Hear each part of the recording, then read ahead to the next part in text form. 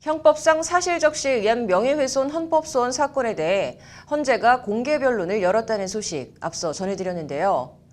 법률방송이 해당 헌법소원 변론 유지서를 입수했습니다. 헌법소원과는 별개로 사실적시에 의한 명예훼손죄 조항 폐지를 촉구하는 국회 입법청원 움직임도 있습니다. 이 내용은 장한지 기자가 전해드립니다. 법률방송이 입수한 형법상 사실적시 명예훼손 조항에 대한 헌법소원 변론 유지서입니다. 형법 제307조 명예훼손 조항은 공연히 사실을 적시해 사람의 명예를 훼손한 자는 2년 이하의 징역이나 금고 또는 500만 원 이하의 벌금에 처한다고 되어 있습니다. 사실의 적시가 명예를 훼손한다는 해당 조항은 헌법 정신과 규범에 반하는 위헌적 조항이라는 것이 청구인의 주장입니다. 청구인은 자유민주적 기본질서 하에서는 어떠한 상황이라도 진실을 말하는 것 자체가 죄가 될 수는 없다고 주장했습니다. 일반적 행동의 자유가 있듯 일반적으로 진실을 말할 자유가 있다. 사람이 사실을 적시했다는 행위를 형벌이 부과하는 범죄의 관점으로 보는 건 헌법에 반한다는 것이 청구인의 변론 요지입니다. 적시된 사실이 진실인 이상 공공의 이익에 부합하는 것으로 원칙적으로 범죄를 구성하지 않는다는 겁니다. 청구인은 그러면서 다만 그 사실의 적시가 공공의 이익과 무관하게 오로지 피해자의 명예를 훼손할 목적이라는 점이 추정돼야 범죄를 구성하되 그 증명은 검사의 엄격한 증명이 있어야 한다고 강조합니다. 그럼에도 해당 법조항은 적시된 사실의 진실성과 공익적 목적의 거증 책임을 피고인에게 전적으로 부담하는 건 위헌이라고 말합니다.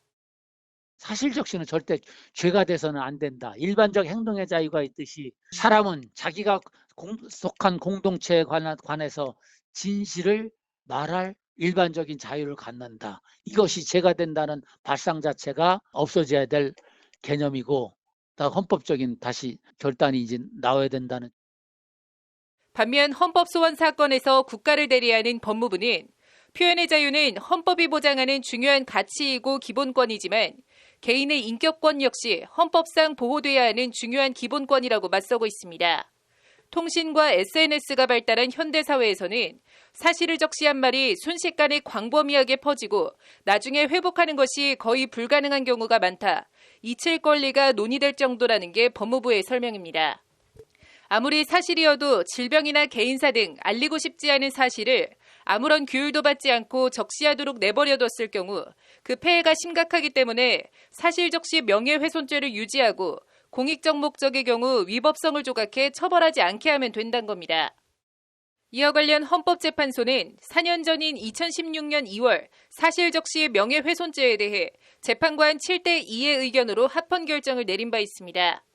표현의 자유를 보장할 때도 명예훼손적인 표현은 규제해서 인격권을 보호해야 할 필요성이 더 크다는 것이 당시 헌재의 다수 의견이었습니다. 청구인 측은 그러나 헌재가 이번엔 공개 변론을 열어 헌재의 바깥 전문가들의 의견을 청취한 만큼 전향적인 결정을 내릴 것으로 조심스레 전망하며 기대하고 있습니다. 헌법재판소가 좀 전향적으로다가 위헌 결정이 나올 것 같아요. 그게 또 바로 헌법재판소가 할 일이고 그 헌법재판관들이 질문을 많이 하시더라고. 질문을 많이 한다는 얘기는 뭐냐면 기존의 개념을 다시 새롭게 결단할 필요가 있다는 걸 느끼는 그 개념인 것 같아가지고 이번에 위헌 결정이 나올 수도 있겠구나. 적어도 아니면 헌법 불합치 결정이라도.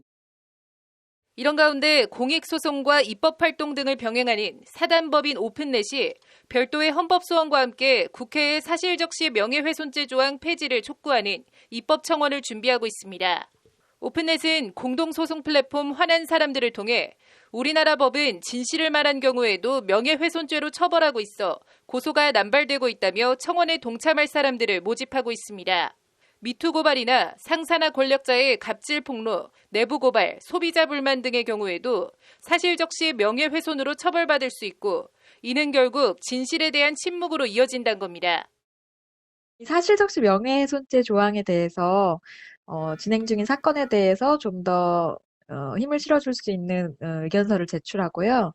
또 새로운 사건으로 위헌 제청 신청 그리고 헌법 소원도 준비하고 있습니다. 입법 운동의 일환으로서 사실적시 명예훼손죄를 개정하거나 폐지하는 내용의 입법 운동도 추진 중입니다.